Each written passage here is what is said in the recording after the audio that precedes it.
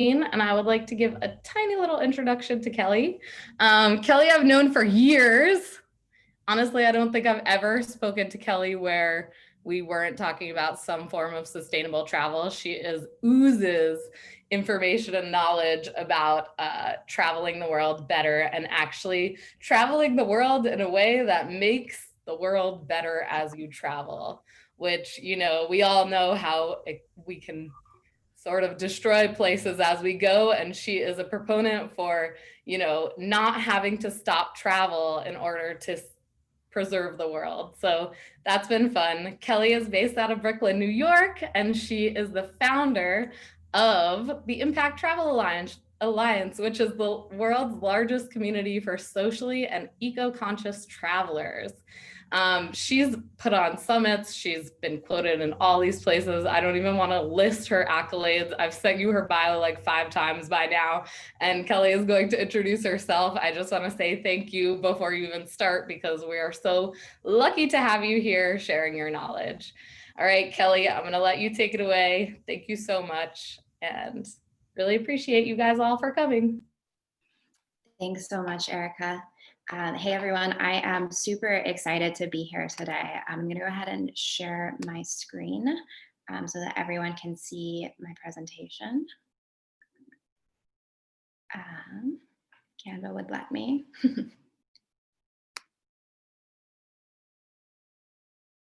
Erica, we just ran through this. You can do it. Like, I know it works. Perfect. So today I am going to be talking about overtourism and undertourism and how we can strike the right balance between the two. So just to give you a quick overview of everything that I'm going to be covering today, I've divided my talk into 3 different sections, basically talking about what tourism looked like in a pre-pandemic world, what travel looks like today, and then also how we can advocate for a better future for the industry.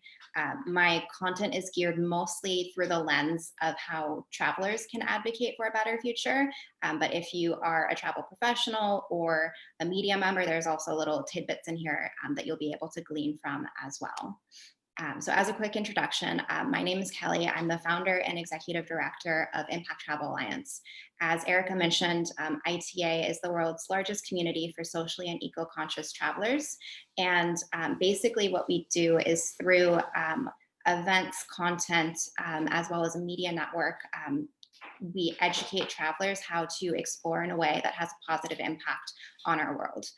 So there's a ton of different ways to get involved with the community, but basically the way that I like to think about it is we're your friend within the travel industry who's able to translate all of this noise around over-tourism or greenwashing or certification programs and help you understand how you can apply sustainable and impactful components to any experience in any destination and on any budget. So that's a quick overview of Impact Travel Alliance. We launched in 2015 here in New York City and have since expanded to more than 20 chapters around the world. We've hosted more than 300 events to date, and it's a really exciting community to be a part of. So diving in, this picture now gives, even pre-pandemic, gave me a bit of anxiety, but especially now is certainly anxiety inducing. And 2019 seems like a lifetime ago, but it was only last year that tourism news was plagued with headlines on over-tourism. And so over-tourism is, of course, when there are too many tourists in a destination, and that results in problems like overcrowded cities, infrastructure problems, rising rent costs for locals. I mean, all of these different problems that come from having too many travelers in one destination at the same time. And it means it's a bad experience for not only locals, but also for you as the traveler themselves. So when most people talk about sustainable tourism, when most people talk about over-tourism, you're used to seeing pictures like this, where you just see crowds, people. And I think that for a lot of people within our community, or I'm sure even within the Nomadic Networks community, it's easy to kind of say, well, that's not for me. I know that I like to travel off the beaten path, or I want to go somewhere where this is not happening. I'm avoiding the top 10 list, so I'm not contributing to that problem. So we turn to frequently destinations like Tulum. And I wanted to bring Tulum up because I really want to talk about over-tourism in the sense that it can be an invisible problem oftentimes. And so we're thinking about over-tourism and we associate that with crowded streets, but a destination like Tulum is also a destination that suffers from over-tourism. And this is because Tulum was essentially built up in a way that does not have the infrastructure to support the amount of tourists who are coming in. Specifically, there's plenty of problems here, but specifically thinking about the sewage systems, which is not a fun topic to talk about. But if you do a little bit of Googling on Tulum and sewage systems, you'll quickly see that this water is not as beautiful as it looks in the images. And a lot of tourism boards who I've talked to, the executive directors of them, of what they're really focused on and thinking about management of tourism for their destinations, frequently it's thinking about things not like how many tourists are coming in at any given time and how to manage them from a space capacity, but they're thinking about things like sewage plans and where they're going to be able to put toilets and have those be accessible to both locals and travelers. So I think that that's a really important thing to think about when unpacking these concepts around over-tourism and understanding that it's not always just the destinations where you see hordes and hordes and hordes of tourists. Another big topic that I want to talk about is tourism leakage. I love this graphic. I think it's a really great way to break down where your money is actually going. On average, when you travel to a destination, less than 10% of what you spend actually stays local. And so we think of tourism as being this huge economic driver for destinations around the world. But when we look at how much money is actually benefiting locals, it's a very small amount. And so when you take into account these problems like over-tourism, where you have too many tourists who are coming in, and you also understand that their tourism dollars aren't actually benefiting the destination that they're visiting, then that's where you start to really see a lot of these problems being exacerbated. And there's countless stories of destinations around the world where locals are actually protesting travelers coming in because they don't want their town turned into a tourist town. And so I'll get a little bit more into ways that we can combat over-tourism later, but I think that that first step is really just thinking about where your tourism dollars are going and if and how they're actually benefiting locals. So all of these problems around over-tourism actually came to another trend and brought about the rise of undertourism. And in a pre-pandemic world, undertourism was actually touted as an up-and-coming trend. If you look at 2019 and you Google top 2020 travel trends, there's countless stories that come up where everyone was excited about undertourism and saying this is going to be a top trend for 2020 and it's going to be great because we're going to go off the beaten path. We're going to be in less crowded destinations. And it's going to be great. And of course, then the pandemic happened. And that is, of course, not what anyone had in mind at all. And so that brings us to the flip side of this narrative. Of course, when the pandemic happened, the travel industry, the world's largest industry, was brought to a screeching halt. These are images. The one on the right is from March of this year, and this is New York City. And so the streets that were once crowded and bustling, not only with locals, but also with tourists, were suddenly empty. And it's still, it's interesting talking about New York because there's certainly still life in New York City. And it's certainly resilient and recovering, but I think it's certainly when you look at those stark contrasts between what it looked like a year ago and what it looks like now, and the amount of tourists who are coming in, there's this really big gap between 2019 and 2020. And that's happening, of course, all over the world. Even though tourism has started to come back in trickles, you're still seeing far less travelers in destinations around the world. So what does that mean for locals? Tourism accounts for 10% of the world's GDP. So that's huge. It is the livelihood of so many people around the world, ranging from someone who is selling food in a marketplace to someone who's a tour operator. This is a shot in Nepal, and it's with a tour company called Backstreet Academy, and they take you to all of these off the beaten path, locally run food experiences around the city, where you're able to connect directly with local vendors who would be impossible to find if you didn't have a guide. So when you start thinking about all of the different touch points that you have when you're on a vacation and how and where your money goes, when you strip all of that away, we're seeing these huge economic rifts that are being caused from the tourism industry being brought to a standstill. In addition to the economic and social benefits from tourism, of course, tourism can also be a huge force for protecting our planet. So just about 2 weeks or so ago, we've been hosting at ITA an ongoing series on reopening destinations and the ethics of travel during the pandemic. And one topic that we really wanted to talk about was how conservation efforts are actually being negatively impacted because there's not tourists there. So we had a speaker, he came, James Nadiope from a tourism company called Justice Travel Foundation in Uganda. And he came and he talked to us about how, because there's less tourists who are in Uganda, due to the lack of visibility from tourists, as well as the lack of tourism dollars, conservation efforts are actually being negatively impacted, and they're seeing a rise in poaching in the region due to less travelers being there. So again, thinking about the fact that tourism represents the world's largest industry, and there's all of these different touch points along the way of how your tourism dollars have an impact on our world. There's two narratives that have come into play within the last year, where we see one side of the story where there's way too much tourism and it's not benefiting locals and it's exacerbating the climate crisis. And then you have the flip side of that narrative, where conservation efforts are being negatively impacted. And you have locals who are losing jobs and their livelihoods are being negatively impacted.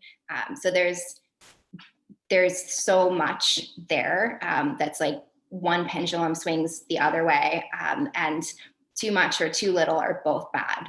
So the question remains, where do we go from here? And one thing that I want to talk about is this idea of the fact that the industry, as well as travelers, are obsessed with growth in numbers. So looking at us as individuals, as travelers, I have a photo of a passport here because I think everyone who's a traveler gets really excited whenever you get that passport stamp, and it's like, oh, that's another stamp in my book.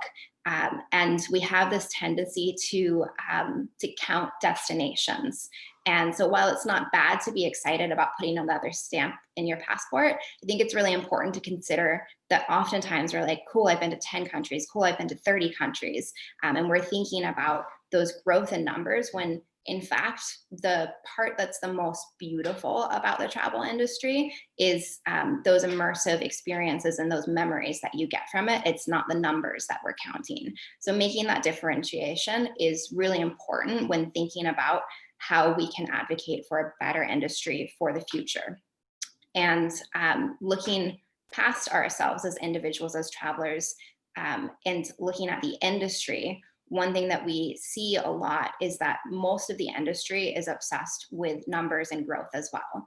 So we have two systems primarily for how we chart success, and those come from the WTTC, which is the World Travel and Tourism Council. And we also, Erica just took a photo of me and now I mess up my stats.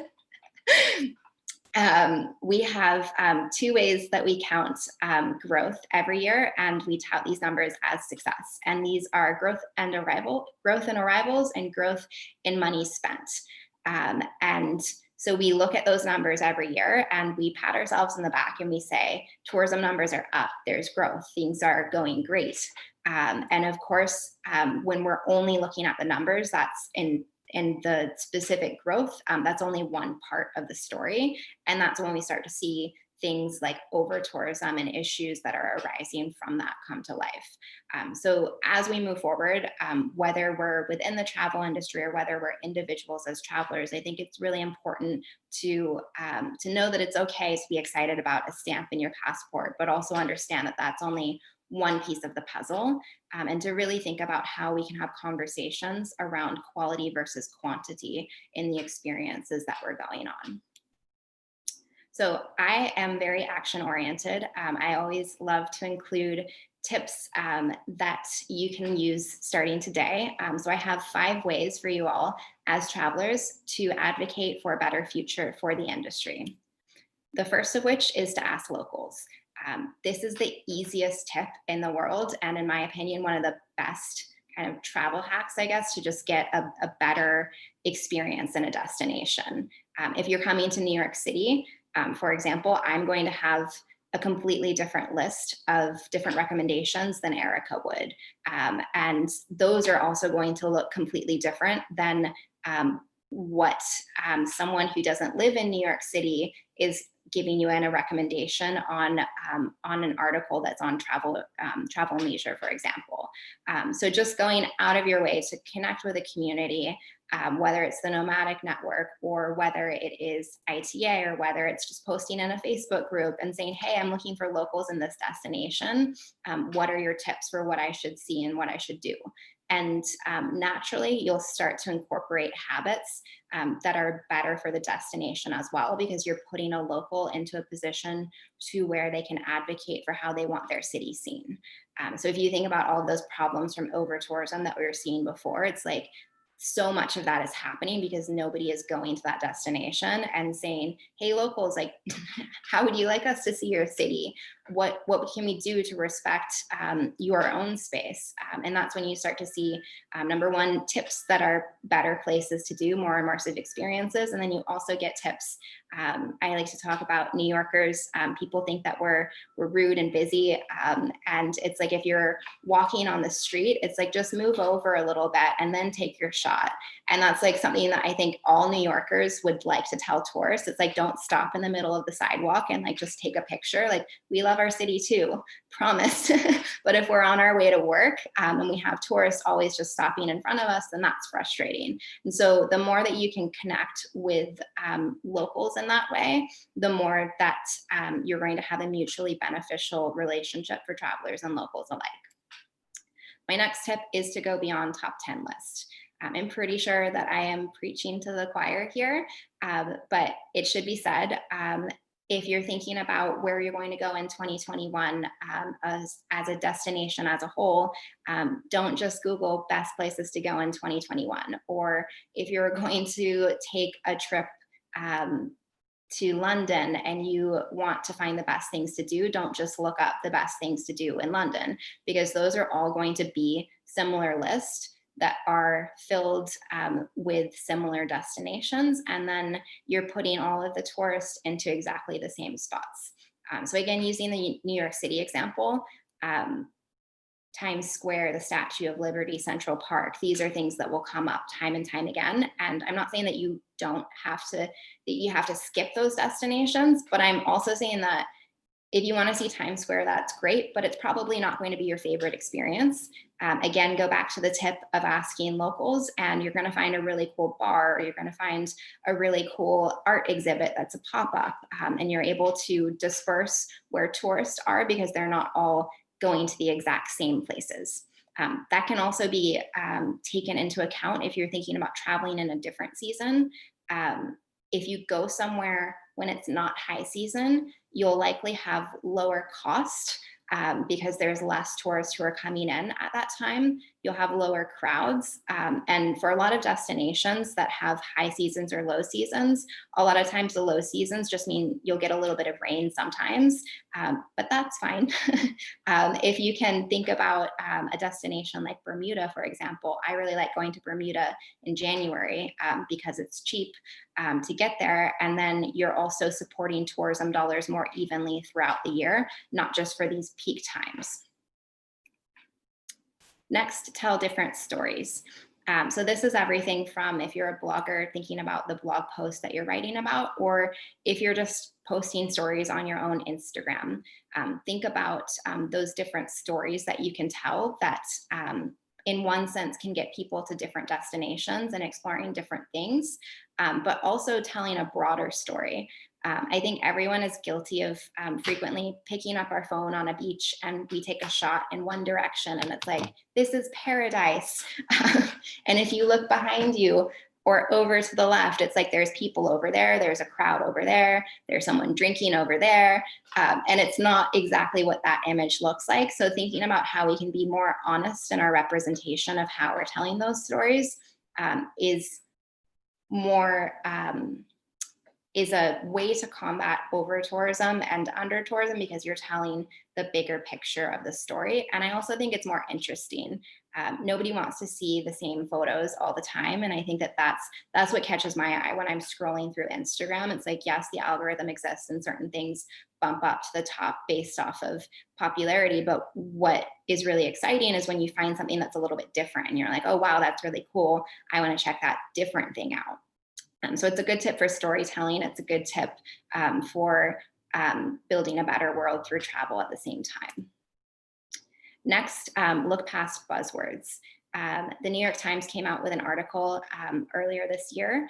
The headline was move over sustainable tourism, regenerative travel is here.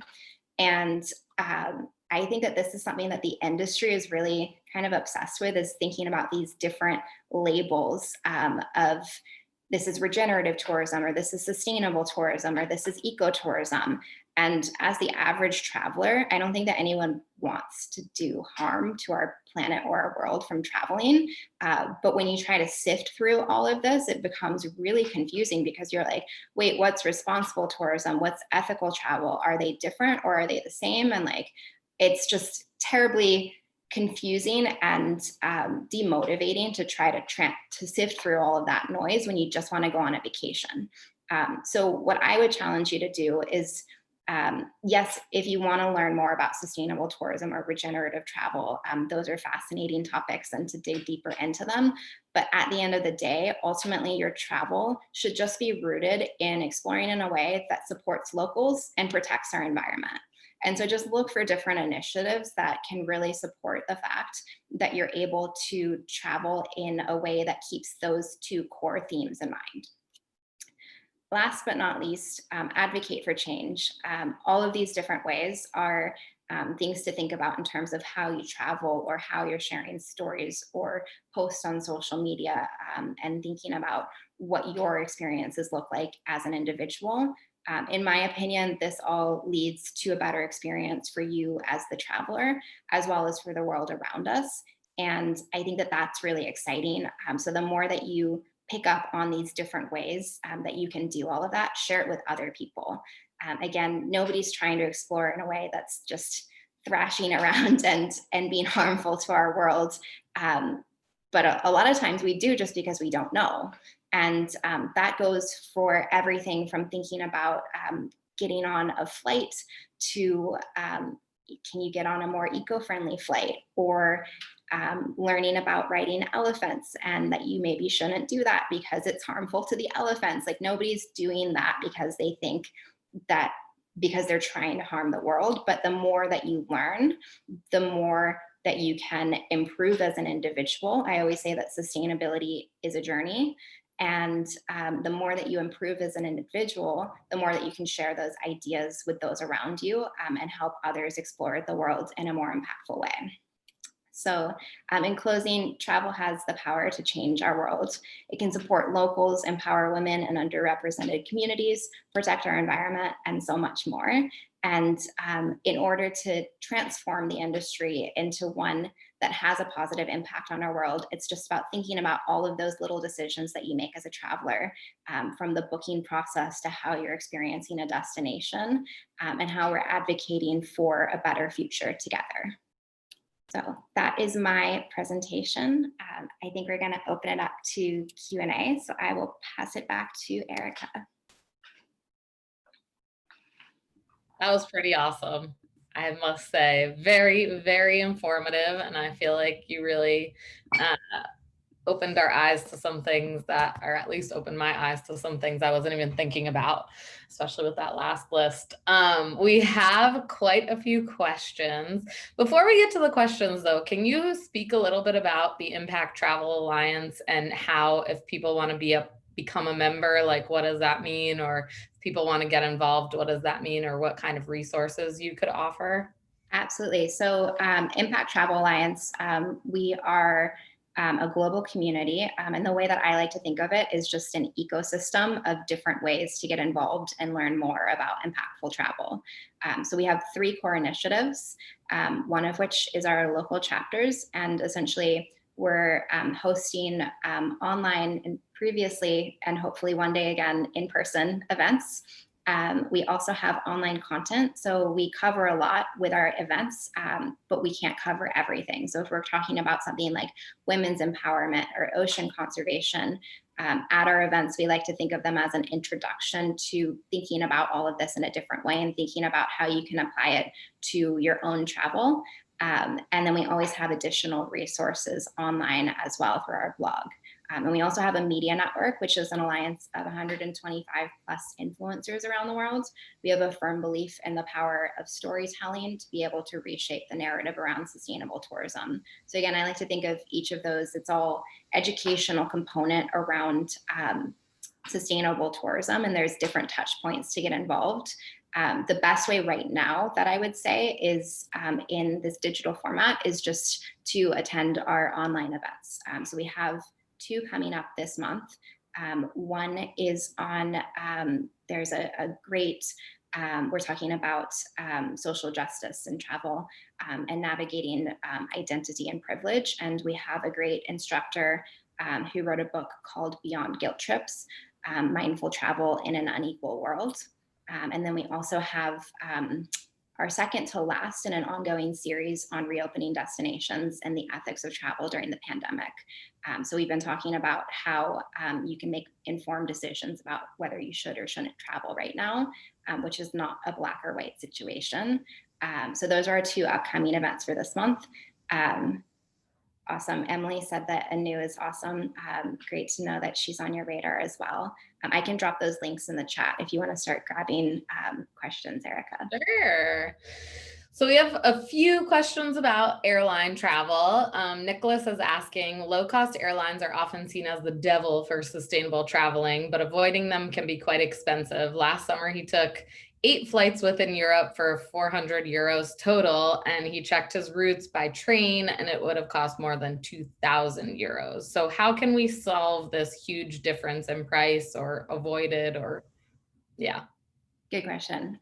So airlines are difficult. I'm going to try to explain this in as concise a way as possible. But when you look at different airlines, each will have their own commitment to sustainability. And so you can start to sift through those. JetBlue has a really great commitment to sustainability. For example, you can start to sift through those and learn more about them and book with those companies whenever possible. So I'm a firm believer in consumer demand and using your purchase power to drive innovation within the industry. And so if you are booking with JetBlue because you love their commitment to sustainability, let them know. In addition to that, that makes it more confusing is that each airline, each company will have its own fleets. So different flights and different routes and different planes will change your impact on the environment depending on what you're on. So if you are taking a flight, one thing that I do love to find a flight at a good price is just on Skyscanner. They have what they call a greener choices label. So they have an algorithm that has sorted through all of this, looking at different airline companies, different flights, different routes. So if you search on Skyscanner, you can compare flights based off of what works best for you, your schedule, your budget. And they just have a little green leaf that pops up and it shows you that that is the more environmentally friendly option. My other tip with that as well is just getting creative with your routes and what they look like. So last year I went to Scotland. I flew from JFK to London, spent the day in London, which was great. And then I took a train up to Scotland and I had an overnight train which was a really relaxing way to get up to Scotland. I was fully refreshed once I got there. I didn't feel jet lagged. So just slowing down my travel a little bit and going from New York City to London and then taking the train up was a more eco-friendly route. It was more enjoyable for me as the traveler. I got the bonus day in London, and that was the most budget-friendly option as well. So just thinking about like how you can mix it up a little bit to minimize your impact. That's awesome. And we're getting a lot of, we didn't even know that there was a greener choices label, and I had no clue either. Is that the only aggregator that has that? It is the only large scale one to my knowledge. And I will also say that I know from speaking to the team at Skyscanner, they're tracking that data like crazy.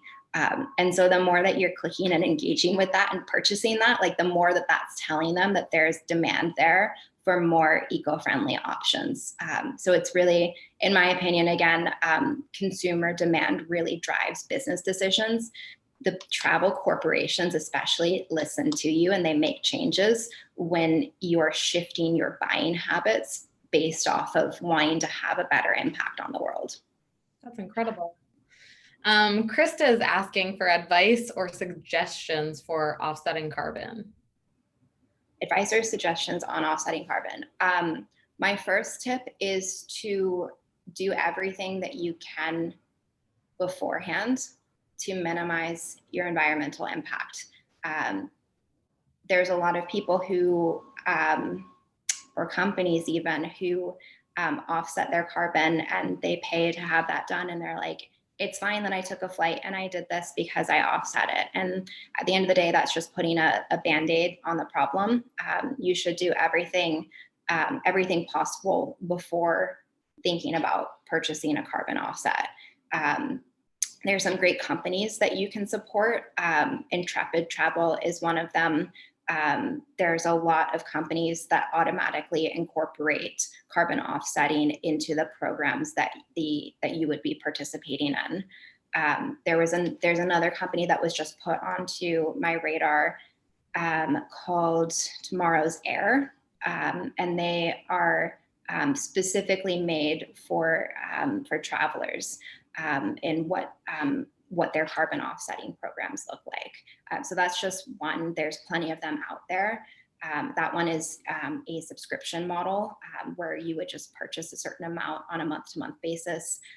Wayaj, WAYAJ, also has a calculator on their site, so you can figure out if you're taking a flight, what your carbon footprint looks like, and then decide how much to offset from there. So those are all different. There's so many different options out there. My one piece of advice would just be to do everything you can beforehand to minimize your environmental impact. Great. We have a question from Nicholas, who's saying that Lonely Planet publishes their top destinations list every year, and we've seen that list completely ruins places. Are you actively contacting those important travel media about this and trying to get that changed, or what's happening with that sort of thing? I don't think that top 10 lists or top travel lists are ever going to go away. That's the society that we live within. It's something that drives clicks. It's something that drives behavior. And I think that it's just the world that we exist within. And so as individuals, we can fight against that in whatever way we want to, in terms of looking for things that are off the beaten path. But I don't think that those things are going away. I do think that there's more opportunity to highlight different destinations. I think it was Lonely Planet actually that named Queens one of their top destinations in like 2016, 2017, which was really cool for New York City. Like everyone's like, go to New York, and they never leave Manhattan. Like all of the tourists are in Manhattan. If you think about the power of going to outer boroughs and visiting Queens, Queens is one of the most diverse places in the world. Brooklyn is huge. It would be, I believe, the third largest city in the States if the borough was its own destination. So there's plenty of places to explore that are different from, you can reframe that a bit. So we're, especially with our media network members, we're focused on educating them about different opportunities there. And again, looking at larger systems and corporations as a whole, what we're doing with ITA, and this is one piece of the puzzle, we need change from government, we need change from businesses, we need change from consumers. What we do at ITA is say we have a community of travelers who are really interested in this, and we bring that back to brands and try to advocate for change within the industry in that way. So that's kind of, I guess, the longer way of saying it's one piece of the puzzle, but our system in thinking to drive change is not that we're going to overthrow everything. It's not to say like you can't travel, you can't get on a plane. It's more to say that we can do better. How can we disrupt this space? How can we innovate? How can we drive change in a way that makes the tourism industry more sustainable, impactful, and resilient? I totally agree with you. I mean, I attended an Impact Travel Alliance event at the UN a few years ago, and it's always stuck with me when you had those ambassadors from 5 different island nations come and speak about how tourism could literally save their countries and their islands if it was done correctly, and if it was done in a way that actually like made an impact and wasn't like a negligible, rush of tourists that just come in and do whatever they want. And they were really trying to build that. And that was so powerful for me. Do you want to speak a little bit more about that? Yeah, I mean, our slogan, I guess, if you want to call it that, is what if you could change the world simply by changing the way that you traveled? And I think that making those, again, it's little shifts. It's everything from where you're booking to where you're staying to how you act when you're in a destination. But by reshaping how we're thinking of our impact as travelers on the world around us, we have the potential to really change the world in a very powerful way. So if you think about, you mentioned the United Nations, Erica. If you're not familiar with the Sustainable Development Goals, they're also called the Global Goals. And it's essentially a series of ambitious targets that were set and agreed upon by all of our global leaders as 17 of the world's most pressing issues. So that looks at everything from women's empowerment to ocean conservation to the climate crisis. And we at ITA often look at those different targets, and each of them can be achieved through the travel and tourism industry. So that's the optimistic side of this narrative, is that you can create global citizens, you can help combat the climate crisis, you can save endangered species, all through the lens of something as universally appealing as travel. And that's the optimistic side. The flip side of that is that the travel industry is not there, especially the mainstream part of the travel industry. And if you think of sustainable tourism as a niche within the industry, we have a small group of the industry and a small group of travelers who want to travel in a more impactful way. And you think of the mainstream part of the industry. And what we're trying to do at ITA is broaden the conversation beyond sustainable tourism being associated with an eco lodge or a volunteer trip. It's like, if you want to go on a vacation, here's a way to have a positive impact. If you want to go to Jamaica and have a drink on the beach, let's talk about how that can have a positive impact on the community. You don't have to give back or stay at an eco lodge that's completely off the grid. It's thinking about who made your drink, what ingredients are in the drink. If it's made locally, it's fresher, and that means that you also have less of a carbon footprint. So it's all of those little things. I like to just kind of break it down into getting really curious about the world around us. And that leads to more immersive experiences. It allows us to connect deeper with the world around us. And again, by getting really curious and applying sustainability to any type of travel experience, any budget, any destination, then that's when we start to see this power of really shifting the way that the tourism industry has an impact on our world. Wow. I'm very inspired right now. We have a follow-up question from David about animals. He's saying, how should we feel, or I guess, how could we create an impact in the animal exploitation that comes along with tourism, you know, the elephants in Thailand, camels in North Africa, etc. Because it seems like avoiding these activities altogether hurts the locals and hurts their income. Like, what could we do to not hurt their income? Good question. So looking at the sustainable tourism space as a whole, when you're thinking about wildlife tourism, I think it's easy to start researching it, and you Google it and you're like, cool, I can't ride elephants. I can't swim with dolphins. That was on my bucket list. Like, that sucks. And you start hearing like all of these, like, don't do this, don't do that. And what I think is really important to do in shifting the conversation away from these rules of what you can't do is really highlighting what you can do. And there's plenty of really incredible ways to still connect with nature in a way that's better for the wildlife that we're excited about seeing in the first place. So going back to, for example, we were talking about, I was talking about earlier, the gorillas in Uganda. And so that's an opportunity to be able to go. I've had the opportunity to do that, and it's one of the most magical experiences that I've ever had. I would highly recommend watching the recording of this event that we did, because James has a beautiful way of explaining how those tourism experiences are directly tied to the economic development of the local community. And so by providing the locals, travelers go there because they go to Bwindi National Park because they're interested in seeing the gorillas, but by visiting the gorillas because it's done in a sustainable and ethical way, you're also using your tourism dollars to support locals as well.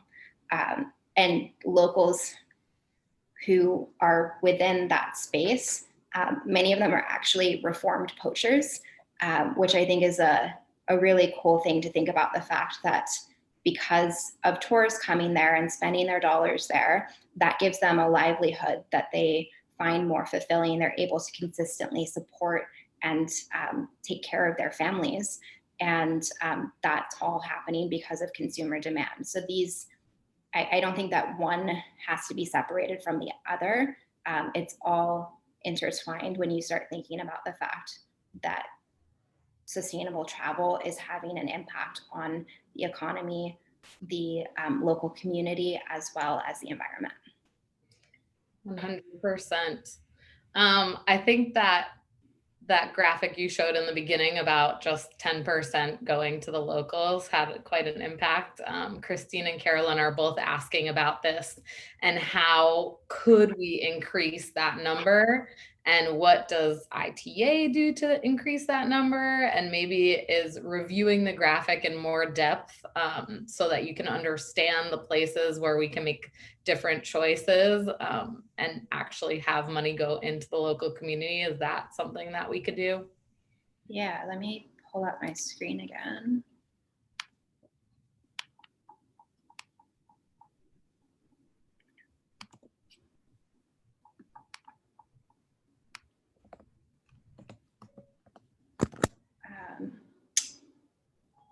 I don't know why Canva's going so slow. Sorry, guys.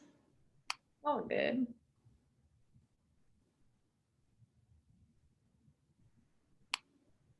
This photo seriously makes me so anxious. Don't touch me.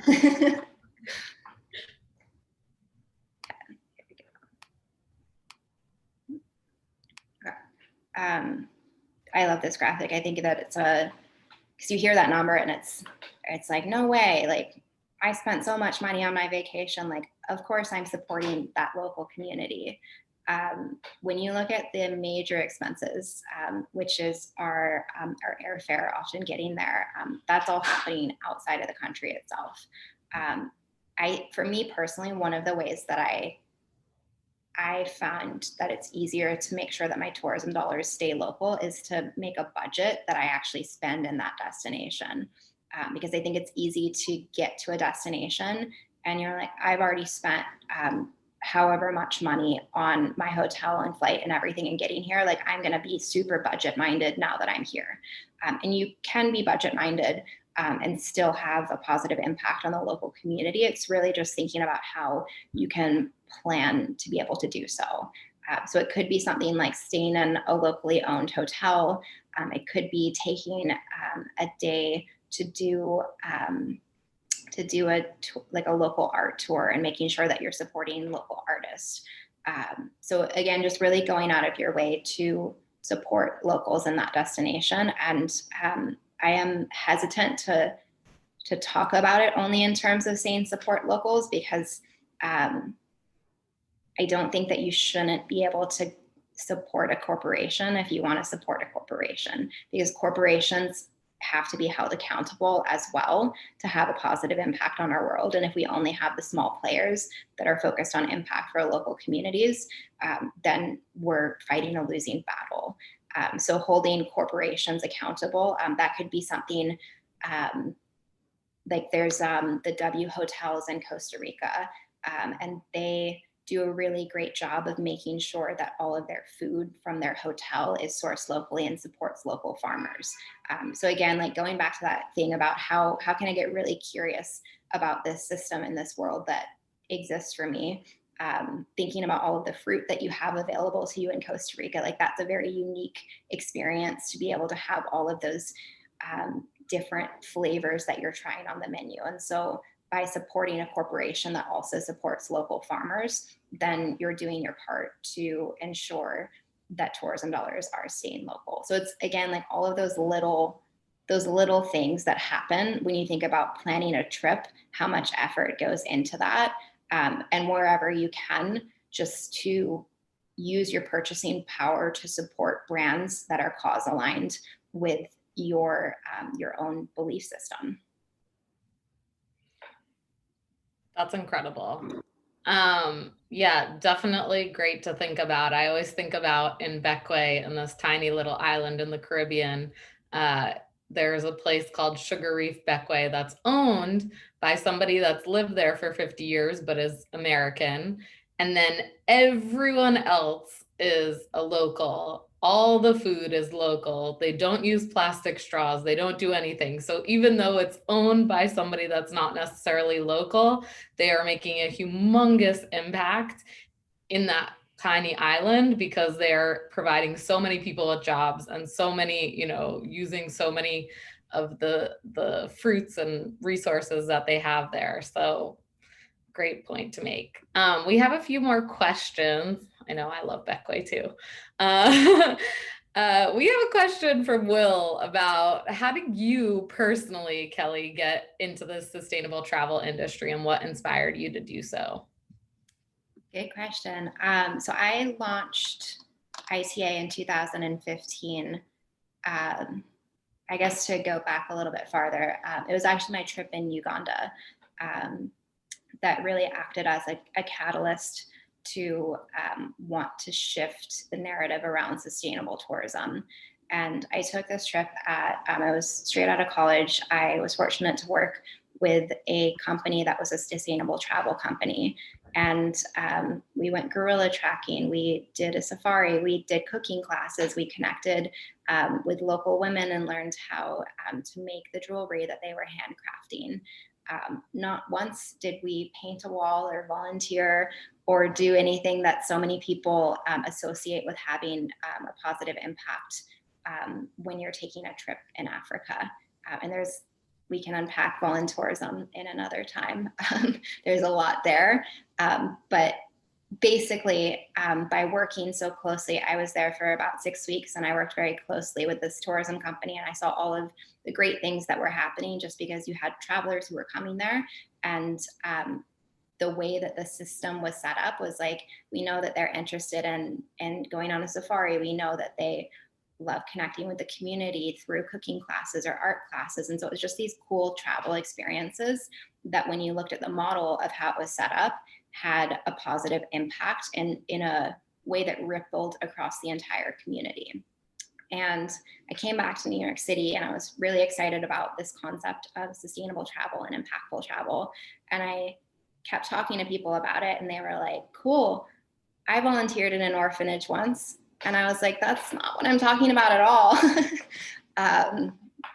And again, we can unpack all of the volunteerism stuff at another time, but that wall that I was hitting when I was having conversations with people about how they just associated sustainable tourism or impactful tourism with volunteering or ecotourism felt so limited in my eyes. So ITA was actually born originally just as an event series that was aimed at having conversations that went beyond what people traditionally think about as sustainable tourism. And again, I'm like, we've hosted, they're progressive events. It's like we've hosted events here in New York City that are like, let's talk about beer and like nerd out on the fact that like you can go on a tour of different microbreweries in Long Island City and support local farmers in upstate because of like there's a farm brewer's law. So it's like very nerdy stuff on one hand where you're like, we're talking about laws that support farmers and we're drinking beer. But this is like, it comes from a lot of passions of just wanting to, again, get curious about the world and think about like how and why do we have an impact through something as simple as taking a drink. And that's really what we're rooted in, is broadening the conversation of sustainability beyond just going to Costa Rica and going to an eco lodge. It's like, let's talk about urban sustainability. Let's talk about women's empowerment. Let's talk about social justice. And so through all of that is really the core of the different events and educational content that we host. And ITA, the rest is history. We've had 350 plus events so far, and they're all just rooted in those ideas of having more impactful experiences no matter where you're going. Incredible. Okay, we have 3 more questions. They're all great questions, so I want to get through them. So we're going to go over a few minutes if that's okay. The first one is from Rebecca, who is saying that many independent travelers really look down on bus tours, but these can be super helpful for older folks, especially ones who want to see the top 10 sites like the Parthenon or the Tower of London. How can we help these kinds of tours be more sustainable and contribute less to over-tourism? Good question. So I think the same mindset can be like applied to something like a cruise company as well. I always think of my boyfriend's parents, and they love going on cruises, and like that's easier for them. It's more accessible to be able to get on a boat and go different places. And there's certainly a lot to be said about just making travel more accessible and doing it in a more impactful way. My short answer to that would just be rooting whatever company you're booking in, going back to that idea of, are they value aligned? Probably with something like a bus company or a cruise company, more often than not, if you want to do broad strokes, it's going to be smaller companies that are going to be more impactful. And then just ask questions to them. If they have sustainable practices, they'll be able to answer those questions and do so in a very thorough way. Hopefully it's on their website, but I do think that a lot of sustainable travel companies are very bad at communicating their practices, especially in a clear way. And then if they don't have sustainable practices, you're doing your part in helping to drive consumer demand, because you're essentially saying, hey, I want to book with you, but I want to make sure that you're value aligned. And if they're not able to be value aligned, you're going to take your dollars elsewhere. So true. And then this sort of goes along with that, which is a question from Catalina, who's asking, how do you feel about Airbnb and foreigners buying places and renting them in other countries and bringing up the rent prices and all of that sort of stuff? Or how could you use Airbnb in a sustainable way? These are tough questions at the end of the hour. I'll do my best to unpack it in a simple way. The broad strokes would be to ask locals if they're down with Airbnb in their city. Looking at a destination like Barcelona, for example, that was a destination that was really negatively impacted by Airbnb because you had so many foreigners who you have entire neighborhoods that are empty because they're there only for tourists. And that's something that someone from Barcelona is able to tell you very quickly, to say this is making our rent costs go up because one person comes in and rents it at a certain amount, and then they're tacking a fee on top of that for the tourists who are coming in. In other destinations, it can be really impactful. It's a great way to have added revenue if you're in a city like New York City, and you have an extra room that you can rent out. Rent costs are insane here. And so if that's an easy way for you to have a roommate half of the time, but not the other half, then that's a good opportunity to be able to support a local. So there's not a black and white answer there. But again, the broad stroke of being able to travel in a way that's the most impactful is just to ask locals. Yeah. I think Nomadic Matt has a goal of always trying to rent an extra room instead of an entire place, because that's how he feels like, you know, he's supporting that local family, and it's not like one of 20 apartments that are being rented out by some maybe foreigner, maybe local, maybe, you know, who knows. But I think that's what I always keep in mind for Airbnb and sustainability. Plus, like, you get to hang out with local people and a family or someone like that. And then Timothy is going to have the last question of the day. This one's a long one. He says that there are lots of different ways that areas and national parks and, you know, national park like places manage access. And so some set prices high so that only some people can afford it to reduce the numbers. Some have a set permit system on a first come, first served basis, which then has to be booked a long time in advance, like the Inca Trail. Then they have reducing the ability but that reduces the ability for spontaneity. And finally, some allocate permits on a random ballot basis, like some hikes and national parks in America. It's all well and good saying we as travelers should avoid these regions, but people will still want to go there. In your experience, which of these systems tends to work the best from a sustainability point of view, but also balancing this with access opportunities? There's not a one size fits all answer for the travel industry. And that's because every destination is unique. Every one system that works well for one destination could work differently for another destination. I know I was reading an article earlier about Machu Picchu, for example, and that's a place that was certainly being negatively impacted from over-tourism previously. And as tourists, November 1st was when they have started having more tourists coming in, and they're going from 5,000 down to 675 people per day. And that's a pretty big difference that's happening right now, specifically rooted in safety protocols and social distancing. But it's also an important topic to think about in terms of accessibility as well. One thing that's a benefit from that is that Machu Picchu is not the only beautiful place to go to. It's the most Instagram place, I'm sure, but there's plenty of other beautiful destinations that you can visit in the region. So you do start to see when there's infrastructure, different systems set up in a certain way, it might make it less accessible for a smaller amount of tourists. I'm hesitant to say that places that charge higher fees do better, just because I think that travel should be accessible.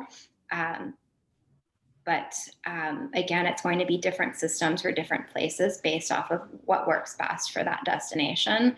And I think, again, thinking of it in terms of accessibility, if you're not able to visit one destination, that's not the end of the world. There's plenty of other beautiful places that we're able to visit. And so just reframing it as, okay, I can't go to that one right now, but maybe I can go next year.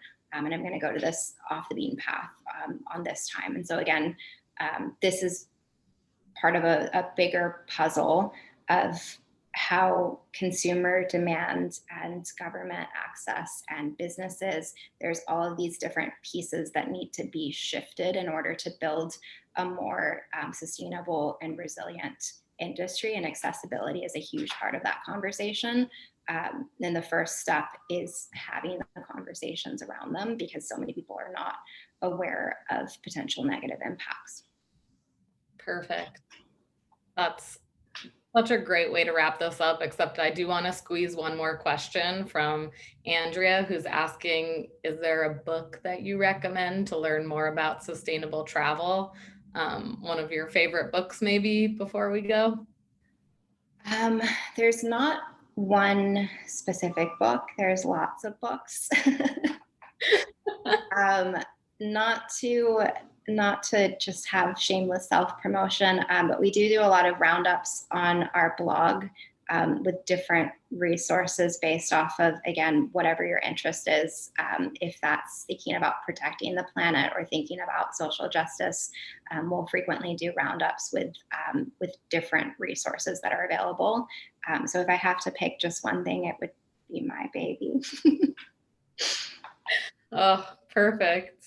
Kelley, I'm so glad you came here today. I think the quality of this conversation was just through the roof. And I think if I'm taking away one thing, it's like there are not just these top destinations in the world. The world is just a gorgeous place meant to be explored, and we are the people to explore it. And so I really am walking away feeling empowered and excited to travel whenever we're allowed to. And I feel like I'm probably speaking on behalf of a lot of people here. And I really just want to commend all the people for coming today. I mean, sustainable travel isn't as, you know, I don't want to say it isn't as sexy as a lot of the other topics that we talk about, but it really takes something for you guys to show up and learn about this and educate yourself on this. So I want to commend you guys also for coming.